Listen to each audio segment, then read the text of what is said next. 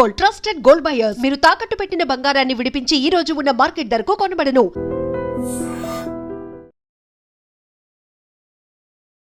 Welcome to iDream Media. So జనరల్గా cancer అనగానే అందరూ భయపడిపోతూ ఉంటారు. కానీ దీనికి చాలా రకాల అడ్వాన్స్ ట్రీట్మెంట్సే వచ్చాయి. మరి క్యాన్సర్ అనేది ఎందుకు వస్తుంది? క్యాన్సర్ శరీరంలో తయారవుతుందని మనం ఎలా తెలుసుకోవాలి? రాకుండా జాగ్రత్తలు ఏంటి? వస్తే ఉన్న అడ్వాన్స్ ట్రీట్మెంట్స్ ఏంటి? ఇంకా క్యాన్సర్ గురించి మనకు తెలియని విషయాలు తెలుసుకుందాం. ఈరోజు మనతో పాటు ఉన్నారు ప్రముఖ surgical oncologist and omega hospitals founder and chairman doctor Mohan Vamsi గారు. డాక్టర్ గారు నమస్తే. నమస్తే అండి. క్యాన్సర్ కేసులు ఎట్లా పెరుగుతున్నాయంటే, దగ్గు, జలుబు, జ్వరాలు ఎలా వస్తున్నాయో అట్లా క్యాన్సర్ కేసులు పెరుగుతున్నాయి అని చెప్తున్నారు. అన్ని దేశాల కన్నా భారతదేశంలో ఎక్కువగా క్యాన్సర్ కేసులు పెరుగుతున్నాయి అంటున్నారు. అంటే మన జీవన విధానంలో ఎక్కడ మార్పు వచ్చింది? అసలు దీనికి ప్రత్యేకమైన కారణం ఏంటి? అలా ఏం లేదండి, ప్రపంచం అంతా కూడా క్యాన్సర్ కేసుల సంఖ్య పెరుగుతూనే ఉందండి. ఇన్ఫ్యాక్ట్ భారతదేశంలో అఫీషియల్ ఎస్టిమేట్ ప్రకారం తక్కువగానే ఉందండి. భారతదేశ పాపులేషన్ 1.54 బిలియన్స్ అయినట్టయితే ICMR Indian Council for Medical Research New Delhi వారి ఎస్టిమేట్ ప్రకారం on an average every year 1.4 to 1.5 million cancer కేసెస్లు మనకి డిటెక్ట్ చేయబడుతున్నాయి, కొత్త కేసులు. అదే చైనాలో కూడా మనకన్నా ఒక 200,000 పాపులేషన్ తక్కువ, 1.52 బిలియన్. అక్కడ 4.5 మిలియన్ క్యాన్సర్ కేసెస్ ఉన్నాయి, అంటే మనకన్నా 3 రెట్లు ఎక్కువ. సో మన దగ్గర ఎక్కువనే ఏం లేదండి. ఇన్ఫ్యాక్ట్ ప్రపంచం అంతా కూడా అర్బన్ ఏరియాస్లో క్యాన్సర్ ఇన్సిడెన్స్ బాగా పెరుగుతుంది. ఉదాహరణకి యునైటెడ్ స్టేట్స్, యూరోప్, డెన్మార్క్లో మనకన్నా చాలా ఎక్కువ ప్రపోర్షన్ ఆఫ్ కేసెస్ పెరుగుతున్నాయి. United states population about 350 millions అయినట్టయితే 1.9 మిలియన్స్, అంటే మన పాపులేషన్లో 1/3. బట్ మనకన్నా ఒక 0.5 మిలియన్ క్యాన్సర్ కేసెస్ ఎక్కువ ఉన్నాయి. అంటే మనం సేఫ్ జోన్ లో ఉన్నట్లే. సేఫ్ జోన్ లో ఉన్నట్టే మన దగ్గర కూడా క్యాన్సర్ కేసులు ప్రపంచంలో అన్ని చోట్ల లాగానే పెరుగుతూ ఉంది. అంటే ఇప్పుడు ఆహారపు అలవాట్లు, జీవన శైలి వీటి వల్ల క్యాన్సర్లు వస్తున్నాయా? 100% ఓకే. ఆహారపు అలవాట్లు, జీవన శైలి, దురలవాట్లు, పొల్యూషన్ అన్ని జీవన శైలిలో అన్ని కలిపే ఉంటాయి. Environmental factors, genetic factors. Most important environmental factors. మనం తీసుకునే ఆహారం, అన్ని రకాలుగా ప్రాసెస్డ్ ఫుడ్ తీసుకుంటున్నాము, అనేక రకాల ప్లాస్టిక్ కంటైనర్స్లో తింటున్నాము, అనేక రకాలైన కెమికల్స్ ఈ ప్రాసెస్డ్ ఫుడ్స్ని స్టోరేజ్ చేయడానికి కమర్షియల్గా వాడుతున్నారు. ఇవన్నీ కూడా రకరకాల క్యాన్సర్స్ దారితీస్తున్నాయి. పొల్యూషను, అలాగే ఫెర్టిలైజర్స్, పెస్టిసైడ్స్, రకరకాల పెస్టిసైడ్స్ వాడుతూ ఉన్నారు. అన్ని రాష్ట్రాల్లో కూడా ఇదే జరుగుతుంది. భారతదేశం అంతా కూడా స్థిరమైన వ్యవసాయం లేకుండా తాత్కాలిక గెయిన్స్ కోసం ఫెర్టిలైజర్స్, పెస్టిసైడ్స్ విపరీతంగా వాడటం, అవి భూగర్భ జలాలను కూడా కలుషితం చేసి ఆ తర్వాత అక్కడ పండే పంటలన్నింటినీ కూడా డిస్ట్రాయ్ చేసేస్తున్నాయి. ముడి బియ్యంలో ఆర్సెనిక్ ఎక్కువగా చూస్తున్నాం. ఇప్పుడు బ్రౌన్ రైస్ కూడా భయపెడుతుంది. ఎందుకంటే ఆ భూగర్భ జలాలు కలుషితమై, బ్రౌన్ రైస్ మంచిదే, బట్ భూగర్భ జలాలు కలుషితమైపోయి ఆ బ్రౌన్ రైస్లో ఆర్సెనిక్ కంటెంట్ ఎక్కువగా ఉంటుంది. ఇలా అనేక రకాలుగా ఈ పొల్యూషను, ఫర్టిలైజర్స్, అలాగే ఇవన్నీ కూడా మనల్ని కంటామినేట్ చేసేసి మనం తీసుకునే ఆహారాన్ని అనేక రకాలైన క్యాన్సర్స్కి దారితీస్తున్నాయి. అలాగే ఎన్విరాన్మెంటల్ పొల్యూషను, అర్బన్ ఏరియాస్లో ఆటోమొబైల్స్ పొల్యూషన్, ఎక్కడ తప్పించుకోలేవండి. భారతదేశం అంతా ఇదే ఉంది. ప్లాస్టిక్ యూసేజ్ విపరీతంగా పెరిగిపోతుంది. మార్నింగ్ లెగిస్తే plastic brush, synthetic tooth paste, synthetic brush, bristles, plastic bucket, plastic mug, plastic కప్పులో కాఫీ తాగుతున్నాం, ప్లాస్టిక్ కప్పులో వాటర్ తాగుతున్నాం, ప్లాస్టిక్ బాటిల్లో వాటర్ తాగుతున్నాం. అనేక రకాలుగా ఈ మైక్రో ప్లాస్టిక్స్ మన బాడీలోకి వెళ్ళిపోతున్నాయి. సో అనేక రకాలుగా అన్ని ఈవెన్ ఇప్పుడు ఉదాహరణకి పసుపుని కూడా కొన్ని రకాల కెమికల్స్తో కంటామినేట్ చేస్తున్నారు. లెడ్ క్రోమేట్ కలరు, అలాగే కారాన్ని కూడా కంటామినేట్ చేస్తున్నారు సూడాన్ రెడ్తో. ఇలా అనేక రకాల ఐస్ క్రీమ్స్లో ఎమల్సిఫైర్స్ వాడుతున్నారు. అన్ని రకాల ఫాస్ట్ ఫుడ్స్లో కూడా ఈ చైనీస్ ఫాస్ట్ ఫుడ్స్ అంటున్నారు, వాటిలో అన్ని రకాలుగా కెమికల్ సబ్స్టెన్సెస్, అజినమోటో అన్ని వాడుతూ ఉన్నారు. ఆఖరికి పీచ్ మిఠాయి కూడా కంటామినేట్ అయిపోయింది. పీచ్ మిఠాయిని బ్యాన్ చేశారు, విన్నారు కదా కర్ణాటకలో. రోడమిన్ బి అనే కెమికల్తో కంటామినేట్ అయిపోతుంది. కలర్ రావడానికి మసాలాలన్నిట్లో కూడా అనేక రకాల క్రిమి సంహారక మందుల అవశేషాలను చూస్తున్నాం.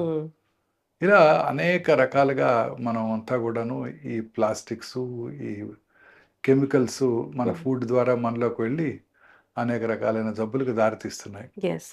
అంటే డాక్టర్ గారు, ఇప్పుడు క్యాన్సర్ వస్తుంది, బాడీలో తయారవుతుంది, ఒక సెల్ తయారవుతుందంటే మొట్టమొదటిగా ఈ లక్షణం ఉంటది, వీళ్ళకి క్యాన్సర్ వస్తది అనేది ఏం తెలీదా అండి మనకి? Cancers are generally silent killers madam. అంటే మన శరీరంలో ఉన్న కోట్లాది కణజాలలో ఏదో ఒక కణం హ్మ్. అప్రతిహితంగా పెరిగిపోవటాన్ని క్యాన్సర్ అంటారు. హ్మ్. అంటే బాడీ యొక్క రెగ్యులేటరీ మెకానిజమ్స్ దాటి ఆ కణాలు పెరుగుతూనే ఉంటాయి. పెరుగుతూ ఉన్నప్పుడు దానికి హ్మ్. ఫుడ్ కూడా అవసరం. హ్మ్. దానికి న్యూట్రిషన్ అవసరం. న్యూట్రిషన్ ఎక్కడి నుంచి తీసుకుంటుంది? హోస్ట్ నుంచే. అవును. ఎవరి శరీరంలో అయితే పుడుతుందో వారి నుంచే. హ్మ్. వారిలో రక్తనాళాలు పెంచి యాంజియోజెన్సిస్ అంటారు. ఆ రక్తనాళాల ద్వారా న్యూట్రియంట్స్ తీసుకొని అదే రక్తనాళాల ద్వారా శరీరంలో ఇతర భాగాలకు కూడా పాకిపోయి హ్మ్. మెటాస్టాసిస్ అంటారు. హ్మ్. అంటే ఇంకో వేరే ఏరియాస్‌లో హ్మ్. బ్రెస్ట్‌లో క్యాన్సర్ వస్తే లంగ్‌కో, లివర్‌కో పాకుతున్నట్టు హ్మ్. పాకిపోయి మన ఓన్ బాడీ మీద హ్మ్. పేషెంట్ బాడీ మీద పారసైట్ అయ్యి ఆ న్యూట్రియంట్స్ తీసుకొని పెరుగుతూ ఉంటుంది. అంటే ఒక లక్షణము ఫీవర్ గాని, వాళ్ళలో కాన్‌స్టిపేషన్ ఉండడం గాని, అట్లా ఏం ఒక లక్షణం బట్టి క్యాన్సర్ వస్తుంది అని చెప్పలేము. చెప్పలేం మేడం. హ్మ్. ఇప్పుడు క్యాన్సర్ లక్షణాలు ఏముండవు. సైలెంట్‌గా పెరుగుతూ ఉంటాయి. హ్మ్. ఒక స్టేజ్ వచ్చాకే సింప్టమ్స్ కనబడతాయి. హ్మ్. ఉదాహరణకి లంగ్ క్యాన్సర్ ఉంటుంది. లంగ్‌లో పెరుగుతూ ఉంటుంది. హ్మ్. స్లోగా పెరుగుతూ ఉంటుంది. కనబడి కూడా కనబడదు. నొప్పి కలిగించదు. రక్తనాళాల ద్వారా బ్రెయిన్‌కి పాకుతుంది. అక్కడ డయాగ్నోస్ చేయబడుతుంది. యెస్. అలా క్యాన్సర్ సైలెంట్ కిల్లర్ అండి. హ్మ్. కానీ చిన్న చిన్న మార్పులు వస్తూ ఉంటాయి. ఆ హ్మ్. మార్పుల్ని అశ్రద్ధ చేయకుండా మనం డాక్టర్ దగ్గరికెళ్ళాలి. ఆ మార్పులు ఎంత సటిల్‌గా ఉంటాయంటే హ్మ్. చాలామంది వాటిని అశ్రద్ధ చేస్తారు. హ్మ్. ఉదాహరణకి ఓరల్ క్యావిటీ బ్రెయిన్ ట్యూమర్ అనుకున్నాం. హ్మ్. పైనుంచి కిందకెళ్దాం. హ్మ్. బ్రెయిన్ ట్యూమర్ ఉందనుకోండి. బ్రెయిన్ ట్యూమర్‌లో ట్యూమర్ వచ్చిన లొకేషన్‌ని బట్టి, హ్మ్. ట్యూమర్ యొక్క సైజుని బట్టి, ట్యూమర్ ఎంతవరకు ఇంక్రీజ్డ్ ఇంట్రాక్రేనియల్ ప్రెషర్ కలిగించిందన్న దాని మీద సింప్టమ్స్ ఉంటాయి. హ్మ్. ఉదాహరణకి కామన్ సింప్టమ్ హెడేక్ అంటే. హ్మ్. Early morning headache. హ్మ్. పొద్దున్నే లేవగానే హెడేక్. లేకపోతే హెడేక్‌తో పొద్దున్నే 4కో, 3కో నిద్ర లేవటం. హుహు. హెడేక్ యొక్క ఇంటెన్సిటీ రోజు రోజుకి పెరిగిపోవటం. అది మార్నింగే హ్మ్. హెడేక్ ఇంటెన్సిటీ పెరిగిపోతుంది. వారం రోజుల క్రితం ఇంత సివియర్‌గా లేదు. ఇప్పుడు చాలా సివియర్‌గా ఉంటుంది. అప్పుడు ఒకటి చిన్న టాబ్లెట్ ఏసుకుంటే తగ్గిపోయింది. ఇప్పుడు 2 టాబ్లెట్‌లు హ్మ్. ఏసుకోవాల్సొస్తుంది.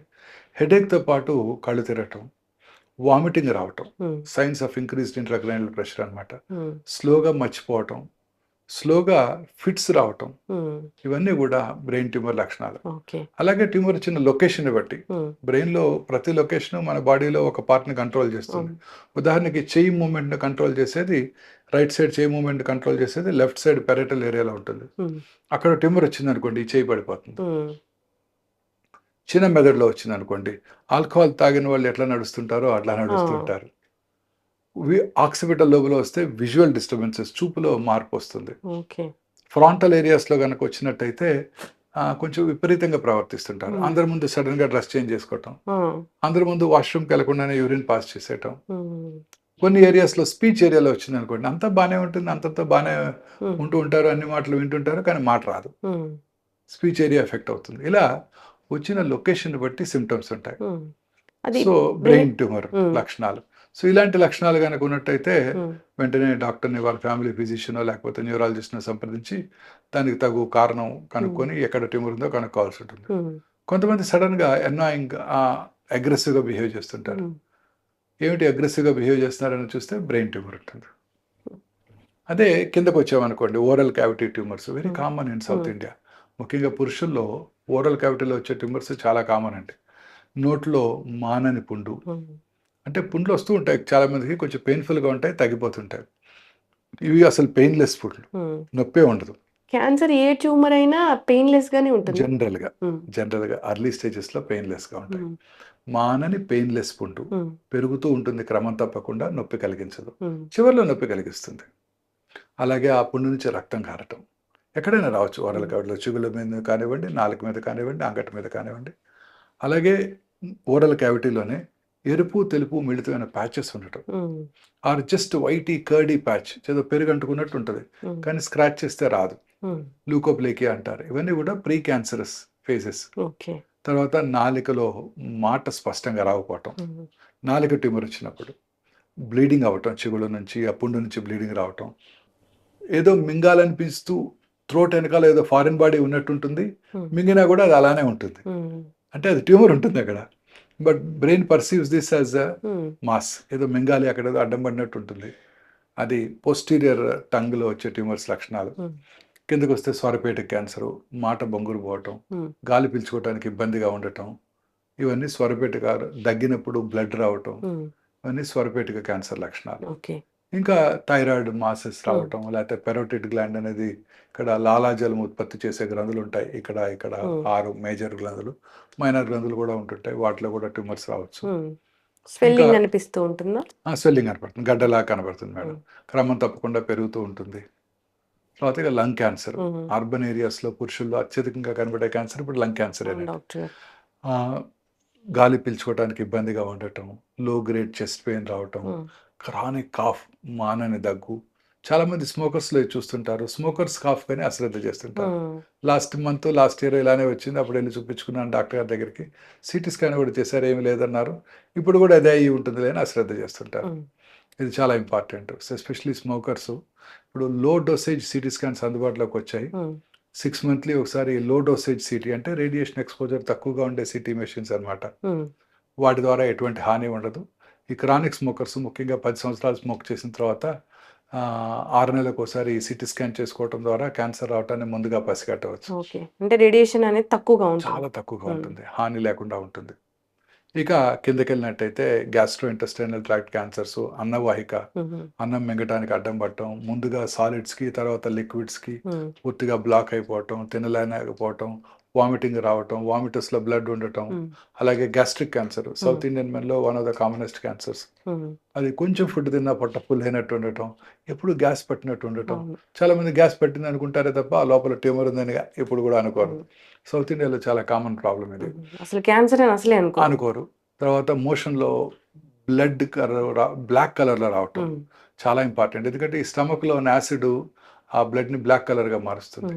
లూజ్ మోషన్స్ అవటం, ఇవన్నీ కూడా గ్యాస్ట్రిక్ క్యాన్సర్ లక్షణాలు. వామిటింగ్ రావటం, వామిటస్లో రక్తం పట్టడం, కొంచెం ఫుడ్ తిన్న పొట్ట ఫుల్ అయినట్టు ఉండటం, ఇవన్నీ కూడా గ్యాస్ట్రిక్ క్యాన్సర్ లక్షణాలు. ఇంకా పెద్ద పేగుల cancer, very common cancer. Alternating constipation, diarrhoea, loose motions రావటం, మోషన్లో బ్లడ్ పోవటం.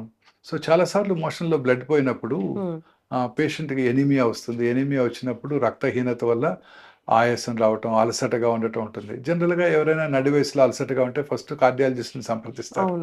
వాళ్ళు కర్నరీ క్యాథర్ ఇది కూడా చేసేసి, కర్నరీ యాంజియోగ్రామ్ కూడా చేసేసి 1-2 బ్లాక్స్ ఉంటాయి ఆ వయసులో, దానికి ట్రీట్మెంట్ కూడా ఇస్తూ ఉంటారు.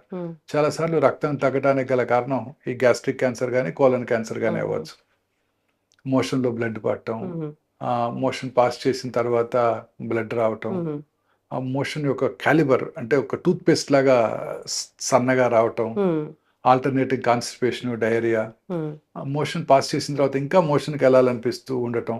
అంటే లోవర్ రెక్టల్ క్యాన్సర్లో ఇలాంటి సింటమ్స్ చూస్తుంటాం. ఫీలింగ్ ఆఫ్ ఇన్కంప్లీట్ ఎవాక్యుయేషన్ అంటారు. అంటే మోషన్ పాస్ చేసినప్పటికీ కూడా ఆ ఫీలింగ్ రాదు. మామూలుగా మనం మార్నింగ్ ఫుల్ మోషన్ పాస్ చేసాం అనుకోండి, ఒక చక్కటి ఫీలింగ్ ఉంటుంది.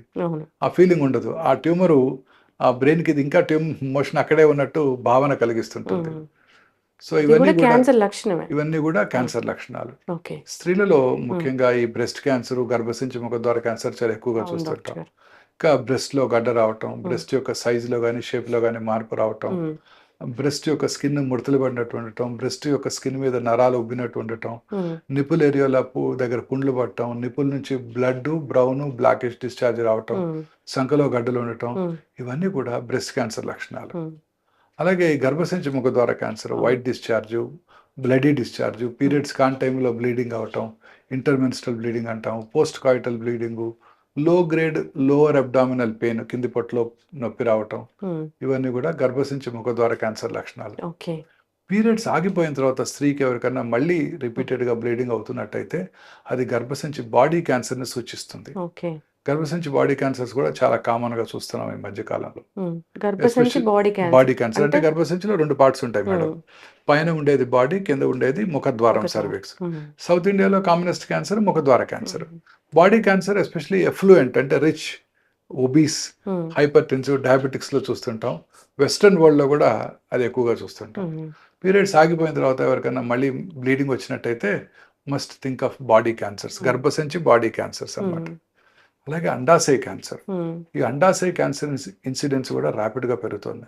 ముఖ్యంగా పట్టణ ప్రాంతాల్లోని ప్రజల్లో ఈ అండాశయ క్యాన్సర్ చాలా కామన్గా చూస్తుంటాం. ఇది classical silent killer madam. Symptoms ఏమీ కలిగించదండి. పెరుగుతూ ఉంటుంది లోపల, ఉమ్, కొంచెం పొట్ట వచ్చినట్టు అనిపిస్తుంది. నాకు తెలిసి ఒక పేషెంట్ ఉమ్, నాకు పొట్ట పెరుగుతోందని చెప్పి కేబీఆర్కి వెళ్ళి జాగింగ్ కూడా చేయడం ప్రారంభించారు. ఉమ్, కానీ లోపల ట్యూమర్ ఉందని గ్రహించలేదు ఆ అమ్మాయి. ఉమ్. సో చాలా కామన్ క్యాన్సర్. ఏం డిస్కంఫర్ట్ అట్లా ఏం లేదు. ఏముండదండి, ఏముండదు. పొట్టలో పెరుగుతూ ఉంటుంది అంతే. ఉమ్, సిమ్టమ్స్ ఏమి కలిగించవు. పొట్టలో పెరిగిపోయి వాటర్ వచ్చినాక, పొట్ట ఉబ్బిపోయినాక అప్పుడు డాక్టర్ దగ్గరికి వస్తుంటారు. అవును. ఏం లేదండి గత 3 వారాల నుంచి వాటర్ వచ్చిందండి అంటుంటారు. ఉమ్, ఇలా ఈ కామన్ గా చూస్తుంటాం. అలాగే సాఫ్ట్ టిష్యూ ట్యూమర్స్ ఉమ్, కణజాలంలో కణజాలంలో ఎక్కడైనా రావచ్చు. ఉమ్, కాల్లో కానీ, తొడలో కానీ, కాల్లో కానీ, బ్యాక్ మసిల్స్ లో కానీ, పొట్ట మసిల్స్ లో కానీ, ఎక్కడైనా. ఓకే. ఇవి కూడా ఎటువంటి సిమ్టమ్స్ కలగజేయవు. పెయిన్లెస్ లంప్ పెరుగుతూ ఉంటుంది, ఉమ్, అశ్రద్ధ చేస్తుంటారు, అది శరీరంలో ఇతర భాగాలు కూడా పాకిపోతుంటాయి. ఉమ్, అలాగే బోన్ ట్యూమర్స్ ముఖ్యంగా చిన్నపిల్లల్లో కామన్గా అవును. చూస్తుంటామండి. 10 to 30 years ఈ బోన్ ట్యూమర్స్ ఉమ్, ఏమి సిమ్టమ్స్ ఉండవు. ఏదో దెబ్బ తగిలితే అప్పుడు డాక్టర్ అక్కడ చూపించుకోవడం, అక్కడ గ్రహించడం జరుగుతూ ఉంటుంది. ఉమ్, లేకపోతే సిమ్టమ్స్ ఏ ఉండవండి. ఉమ్. చాలా స్టేజ్ పెరిగిపోయాక. పెరిగిపోయాక వస్తాయి. ఇంకా పుట్టుమచ్చల్లో వచ్చే ట్యూమర్స్ ఉమ్. మెలనోమాస్ అంటారు. ఉమ్, పుట్టుమచ్చ యొక్క కలర్ మారటం, ఉమ్, ర్యాపిడ్గా పుట్టుమచ్చ పెరగటం, ఉమ్, అల్సర్ ఏర్పడటం పుట్టుమచ్చ మీద, ఉమ్, పుట్టుమచ్చ నుంచి స్కిన్ ఫ్లేక్స్ ఒకటిగా ఊడిపోతూ ఉండటం, పుట్టుమచ్చ మీద పుండుబడి బ్లీడింగ్ రావటం, ఉమ్, ఇవన్నీ కూడా పుట్టుమచ్చల్లో క్యాన్సర్ వచ్చినప్పుడు ఉమ్. కనబడే లక్షణాలు. స్కిన్ క్యాన్సర్ డాక్టర్ గారు. ఇవి కనుక ఉన్నట్టయితే అశ్రద్ధ చేయకుండా దగ్గరలో ఉన్న వారి ఫిజిషియన్కి, ఫ్యామిలీ డాక్టర్ చూపించుకోవాలండి. ఉమ్. ఎప్పుడు కూడా అశ్రద్ధ చేయకూడదు ఉమ్. పెరుగుతున్న పుట్టుమచ్చలు ఎప్పుడు కూడా. ఇంకొకటి బ్లడ్ క్యాన్సర్ అంటారు. బ్లడ్ క్యాన్సర్స్ చాలా కామన్గా చూస్తున్నామండి. ముఖ్యంగా పిల్లల్లో చాలా కామన్. ఒక గుడ్ న్యూస్ ఏంటంటే పిల్లల్లో వచ్చే చాలా రకాల బ్లడ్ క్యాన్సర్స్ క్యూర్ అవుతాయి. ఉమ్, గ్రాటిఫైయింగ్ రిజల్ట్స్ ఉంటాయండి. ఉమ్, అవి కూడా అలసటగా ఉండటం, ఉమ్, రక్తం తగ్గిపోవటం, రక్తలేమి వల్ల పిల్లలు బాగా అలసిపోవటం, ఉమ్, నెక్లో చిన్న చిన్న గడ్డలు రావటం, లింఫ్ నోడ్ ఎన్లార్జ్మెంట్ అంటారు. ఉమ్, ప్లేట్లెట్స్ తగ్గిపోవటం వల్ల శరీరం మీద రెడ్ కలర్ ప్యాచెస్ రావటం, ఉమ్. ఇవన్నీ కూడా బ్లడ్ క్యాన్సర్ లక్షణాలు, ప్రీ సిమ్టమ్స్. సిమ్టమ్స్. ఈ సిమ్టమ్స్ ఎప్పుడు కూడా అశ్రద్ధ చేయకూడదు. రక్తహీనత, రక్తలేమి కామన్ సిమ్టమ్ అండి. ఎందుకు డాక్టర్ గారు ఇది? అంటే క్యాన్సర్ ఎందుకు వస్తుందనే తెలియదండి. క్యాన్సర్ రావడానికి అనేక రకాలైన కారణాలు ఉన్నాయండి. కానీ ఇప్పుడు సైంటిస్టులు బిలీవ్ చేసేది ఏంటంటే ఉమ్, జెనెటిక్ మ్యూటేషన్. ఉమ్, జెనెటిక్ మ్యూటేషన్ అంటే వంశపారంపర్యమైన కాదండి. ఉమ్, ఇప్పుడు మన బాడీలో, మన శరీరంలో 22,000 అప్రాక్సిమేట్లీ ప్రోటాన్ కోడింగ్ జీన్స్ ఉన్నాయి. అవును. Equally good number of non proton coding Hmm. Jeans ఉన్నాయి. ఈ 22,000 ప్రోటాన్ కోడింగ్ జీన్స్లో ఒక 500 to 600 ఆంకో జీన్స్ అంటే క్యాన్సర్ కారక జన్యువుల్ని సైంటిస్టులు ఐడెంటిఫై చేశారు. ఉమ్, ఈ జన్యువుల్లో వచ్చే మ్యూటేషన్ వల్లే ఈ క్యాన్సర్ వస్తుందని కూడా సైంటిస్టులు ఇప్పుడు గట్టిగా నమ్ముతున్నారు. ఉమ్, అందుకే ఇప్పుడు చాలా రకాల క్యాన్సర్స్కి ముందుగానే కాంప్రహెన్సివ్ జీనోమిక్ ప్రొఫైలింగ్ చేస్తున్నాం. ఉమ్, కాంప్రహెన్సివ్ జీనోమిక్ ప్రొఫైలింగ్ అంటే ఆ ఆంకోజీన్స్ అన్నిటినీ కూడా అనలైజ్ చేసి ఏ జన్యుపరమైన మ్యూటేషన్ వల్ల ఈ పర్టికులర్ క్యాన్సర్ వచ్చిందో తెలుసుకునే అవకాశం కూడా ఏర్పడింది ఇప్పుడు. ముందే తెలుసుకోవచ్చు. ముందే అంటే క్యాన్సర్ వచ్చిన తర్వాత తెలుసుకోవచ్చు. ఉమ్, మీరు అడిగిన క్వశ్చన్ క్యాన్సర్ రాకముందు కూడా రాకముందు- తెలుసుకోవచ్చు అండి. ఆ కోడింగ్ అనేది చేసుకోవచ్చు. చేసుకోవచ్చు. క్యాన్సర్ రాకముందు తెలుసుకోవచ్చు అండి. దానికి ఏంటంటే అంటారంటే ఇప్పుడు ఈ జన్యుపరమైన మ్యూటేషన్ వస్తుంది కదండి. ఉమ్, ఈ జన్యుపరమైన మ్యూటేషను మనకి రావటాన్ని గమనించి ఉమ్, ముందుగానే 1-2 సంవత్సరాల ముందే క్యాన్సర్ రావటాన్ని కూడా చెప్పగలమండి. ఓకే. బ్లడ్ టెస్ట్ ద్వారా కానీ, బకల్ మ్యూకోజల్ యొక్క Hmm. స్క్రేపింగ్ ద్వారా కానీ ఉమ్, మనం ఆ జన్యుపరమైన టెస్ట్ చేసి ఎగ్జాన్స్ అంటారు. మనం చేస్తున్నాం డాక్టర్ గారు. ఇక్కడ అందుబాటులో ఉందండి. Hmm. మన దగ్గర అందుబాటులో ఉంది. లాంజివిటీ లాంజ్ అని 10th floor లో ఉంది, Oh. అక్కడ చేస్తున్నారు. ఎగ్జాన్స్ అంటారు. ఈ ఎగ్జాన్స్ ఈ జన్యుపరమైన మ్యూటేషన్స్కి దారితీస్తాయి. ఉమ్, సో ముందుగా ఎగ్జాన్స్నే కనుక పట్టుకున్నట్టయితే ఆ మ్యూటేషన్ కూడా పట్టుకోగలుగుతాం. ఓకే. పట్టుకుంటే క్యాన్సర్ రావటాన్ని 77 రకాల క్యాన్సర్ రావటాన్ని ముందుగా చెప్పేయచ్చు. ఉమ్, అంటే ఈ ఇండివిజువల్కి ఫలానా క్యాన్సర్ వస్తుంది అనేది మనం ముందుగానే చెప్పొచ్చు అండి. ఉమ్. ఎవరైనా చేయించుకోవచ్చు. ఎవరైనా చేయించుకోవచ్చు. పిల్లల దగ్గర నుంచి పెద్దవాళ్ళు ఎవరైనా చేయించుకోవచ్చు అండి. బెస్ట్ కదా డాక్టర్ గారు. ఎస్, ఖచ్చితంగా 1 year 2 years ముందే Hmm. ఎస్ ఈ పర్టికులర్ క్యాన్సర్ వస్తుందని కనుక తెలుసుకున్నట్టయితే ఉమ్, దానికి రెగ్యులర్గా స్క్రీనింగ్ చేసుకోవటం, Hmm. దాన్ని రాకుండా ఏమైనా చేయగలమా అనే సజెషన్స్ కూడా ఈ టెస్టే ఇస్తుందండి. ఉమ్, ఈ టెస్ట్ ద్వారా తెలుసుకోగలుగుతాం. చాలా సింపుల్ అండి. ఫస్ట్ టైం ఇండియా ఇక్కడే ఏర్పాటు చేయడం జరిగింది ఒక అవును. 4 months back. Hmm. More than 1000 people చేయించుకున్నారు ఆల్రెడీ ఇక్కడ ఆ Hmm. టెస్ట్. మంచిది కదా డాక్టర్ గారు. ఎవరైనా కానీ ఇప్పుడు అదే అనుకుంటూ ఉంటాం, బ్లడ్ టెస్ట్లు ఏమైనా ఉంటాయా, క్యాన్సర్ వస్తుందో లేదో తెలుసుకోవడానికి అని. అంటే ఇప్పుడు దానికన్నా మించిన టెస్ట్ అనుకోవచ్చు. ఇంకేం లేదండి. క్యాన్సర్ వచ్చిన దాకా తెలియకపోతే అది వచ్చేసరికి తెలుసుకునేసరికి లేట్ స్టేజ్ అయిపోతుంది. అవును. సో అందువల్ల ముందుగా తెలుసుకోవడానికి అవకాశం ఏర్పడిందండి. అయితే డాక్టర్ గారు క్యాన్సర్ వచ్చాక స్టేజెస్ అని చెప్తారు కదా, అది ఎట్లా చెప్తారండి? అంటే స్టేజ్ అంటే అది ఎంత దూరం పాకింది, అర్లీ స్టేజ్లో ఉందా, లేట్ స్టేజ్లో ఉందా. జనరల్గా స్టేజ్ 1, స్టేజ్ 2, స్టేజ్ 3, స్టేజ్ 4 అంటుంటాం. స్టేజ్ 4 అంటే లేట్ స్టేజ్, శరీరంలో ఇతర భాగాలకు పాకిపోయింది అని అర్థం. స్టేజ్ 1 అంటే అర్లీగా పట్టుకున్నప్పుడు. సో ఈ స్టేజింగ్కి మనకి పెట్ సిటీ స్కాన్ లేదా పెట్ ఎంఆర్ఐ స్కాన్ ఉపయోగపడతాయండి. కామన్గా వినే ఉంటారు పెట్ సిటీ స్కాన్. అవును. సిటీ స్కాన్లో గడ్డ ఉంది లేనిది తెలుస్తుంది, పెట్ సిటీ స్కాన్లో ఆ గడ్డలో క్యాన్సర్ ఉంది లేనిది కూడా తెలిసిపోతుంది. సో పెట్ సిటీ స్కాన్ చేసుకొని, whole body PET CT scan చేసుకొని, శరీరంలో ఫర్ ఎగ్జాంపుల్ బ్రెస్ట్ క్యాన్సర్ పేషెంట్కి పెట్ సిటీ స్కాన్ చేస్తే బ్రెస్ట్లోనే ఉందా, చంకలోకి ఏమైనా పాకిందా, శరీరంలో లంగ్స్కి కానీ లివర్కి కానీ బోన్స్ కానీ ఇతర భాగాలకి ఎక్కడికైనా పాకిందా అని ముందుగా తెలుసుకోవచ్చు. కొన్నిసార్లు కొన్ని లొకేషన్స్లో ముఖ్యంగా బ్రెయిన్లో కానివ్వండి, హెడ్ అండ్ నెక్లో కానివ్వండి, సాఫ్ట్ టిష్యూ సార్కోమాస్ చేతుల్లో కానీ కాళ్ళలో కానీ, రెట్రోపెరిటోనియం అంటే కిడ్నీస్లోను, ప్యాంక్రియాసు, అలాగే పెల్విస్, వీటిల్లో సిటీ స్కాన్ కన్నా ఎంఆర్ఐ చాలా యూస్ఫుల్గా ఉంటుంది. సో వాళ్ళకి పెట్ ఎంఆర్ఐ చేయాల్సి ఉంటుంది. ప్రాస్టేట్ క్యాన్సర్ కానివ్వండి, ఎనీ క్యాన్సర్, బ్లాడర్ క్యాన్సర్ కానివ్వండి, పెట్ సిటీ కాదు, PET MRI. MRI with PET. In fact first time భారతదేశంలో ఇక్కడే అందుబాటులోకి వచ్చింది, హైదరాబాద్లోనే. ఈ పెట్ ఎంఆర్ఐ చేసుకోవడం ద్వారా చాలా యాక్యురేట్గా స్టేజింగ్ చేయగలుగుతామండి. ఎస్. అంటే నందిగాం నుంచి ఒక పేషెంట్ ఇక్కడికి వచ్చారు. ఎక్కడో చిన్న ఆవగింజంత ఉందంట.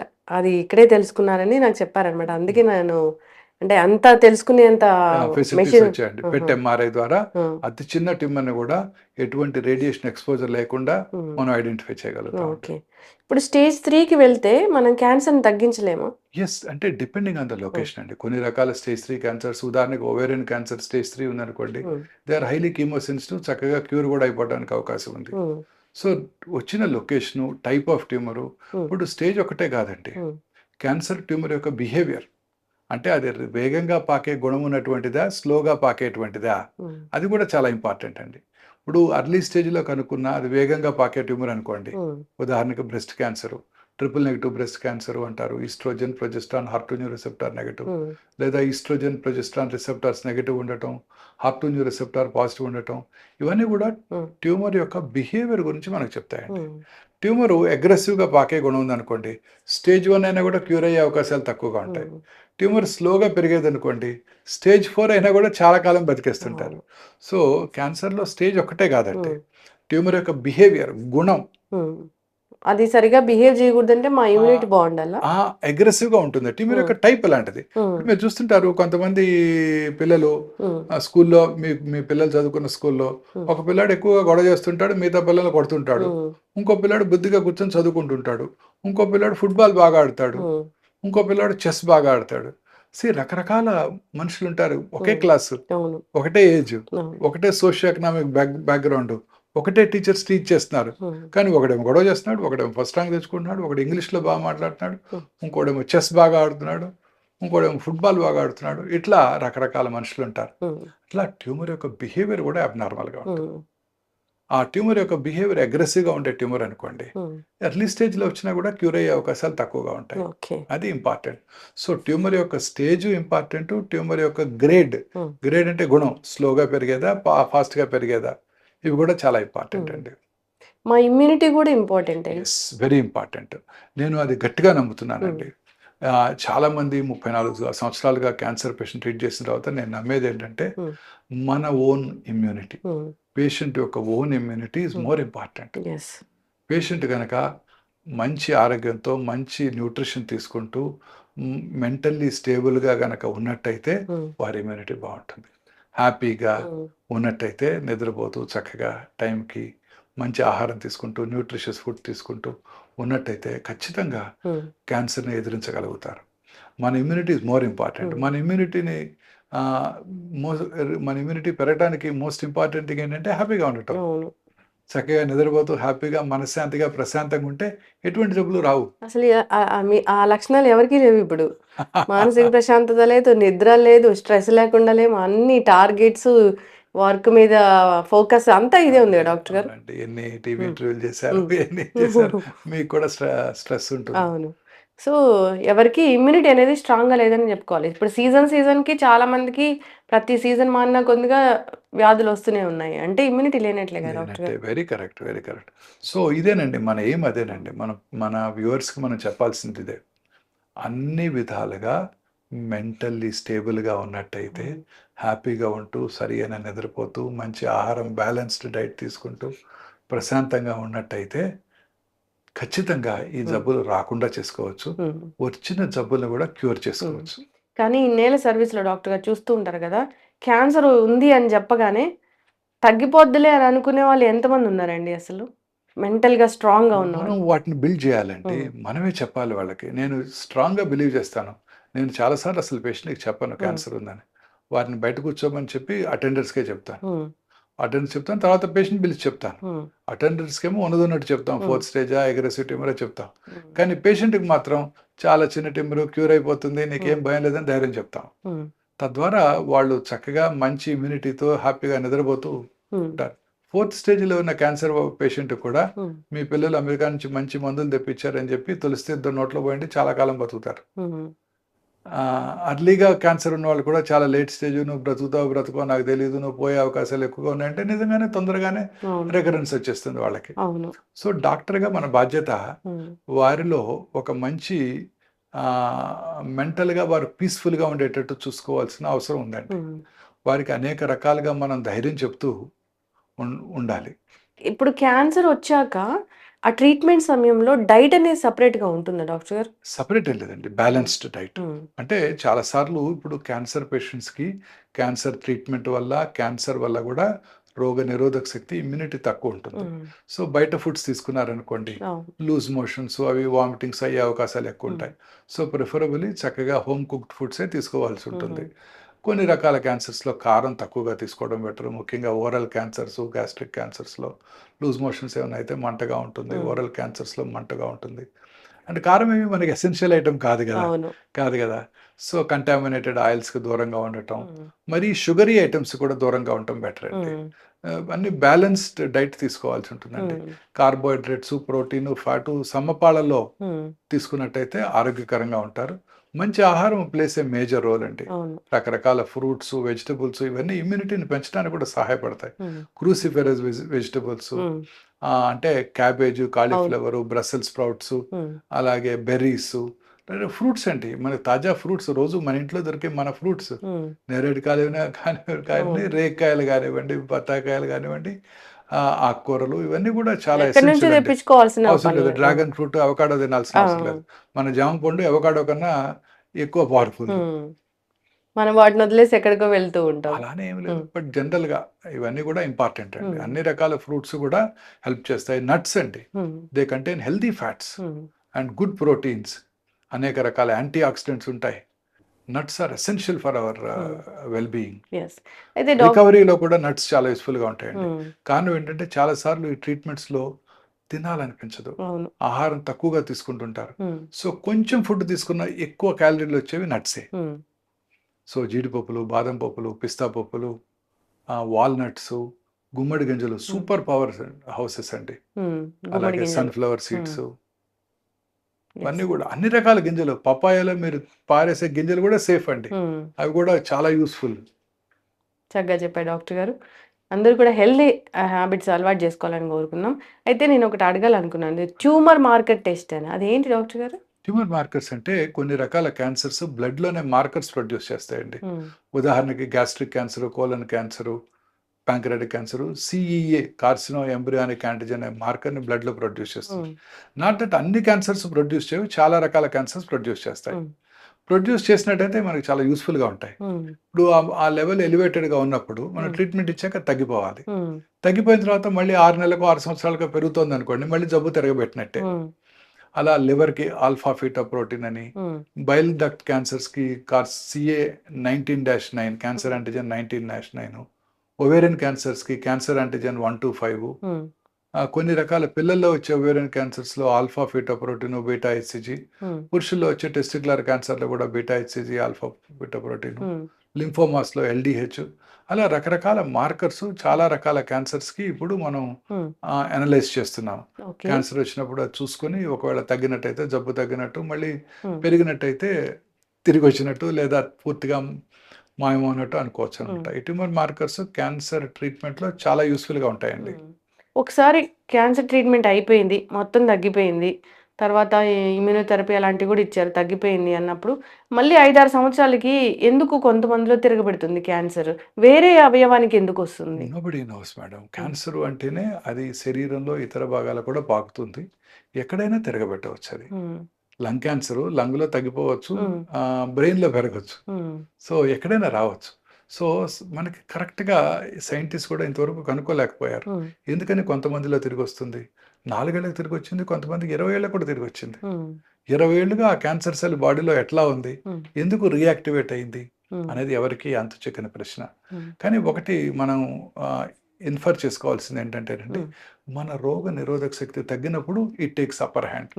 అంటే క్యాన్సర్ క్యూర్ అయిన తర్వాత కూడా క్యాన్సర్ కణాలు వారి బాడీలో ఉంటాయి, బట్ మన ఇమ్యూన్ మెకానిజమ్స్ వాటిని చెక్లో పెట్టాయి, అంటే పెరగకుండా చూస్తున్నాయి.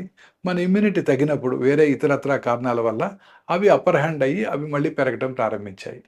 ఇలా కూడా భావించవచ్చు అండి. అందుకే మన immunity plays a major role, అవును, very important role. Cancer cure చేసుకోవడానికి, క్యాన్సర్ తగ్గిపోయిన తర్వాత మళ్ళీ తిరగబెట్టకుండా ఉండటానికి కూడా మన ఇమ్యూనిటీ ఇంపార్టెంట్. అందుకే ఈ మధ్య చాలా స్టడీస్ వచ్చాయి. రెగ్యులర్గా ఎక్సర్సైజ్ చేస్తూ మంచి డైట్ తీసుకుంటూ ఆరోగ్యంగా ప్రశాంతంగా ఉన్నట్టయితే తిరిగి వచ్చే అవకాశాలు కూడా తగ్గిపోతాయి. ఎప్పటికీ క్యాన్సర్ రాకూడదు అంటే ఏమైనా జాగ్రత్తలు ఉంటాయా? అంటే హెల్దీ ఫుడ్, అంటే కొన్ని రకాల జన్యుపరమైన కారణాలు మన చేతిలో లేవండి. హెల్దీ ఫుడ్స్, ఫ్రూట్స్, వెజిటబుల్స్ ఎక్కువగా తీసుకుంటూ, రెడ్ మీట్ లాంటివి బాగా తక్కువగా తీసుకుంటూ, సన్లైట్కి ఎక్స్పోజ్ అవుతూ, మానసికంగా ప్రశాంతంగా జీవిస్తూ, రెగ్యులర్గా యోగా, మెడిటేషన్ అవన్నీ చేసుకుంటూ, ఫ్రెష్ ఫ్రూట్స్ అవి బాగా ఎక్కువగా తీసుకుంటూ, గ్రీన్స్ ఎక్కువగా తీసుకుంటూ, రెగ్యులర్గా ఎక్సర్సైజ్ చేస్తూ, ఒబేసిటీని తగ్గించుకొని లీన్ బాడీ మాస్ మెయింటైన్ చేస్తూ, దూరాల వాటికి దూరంగా ఉన్నట్టయితే క్యాన్సర్ నుంచి కూడా దూరంగా ఉండొచ్చు. చక్కటి ఇన్ఫర్మేషన్ డాక్టర్ గారు, ధన్యవాదాలు. నమస్తే అండి. Thank you. Sir, one life lesson what medicine has taught you. Whatever you can do without expecting.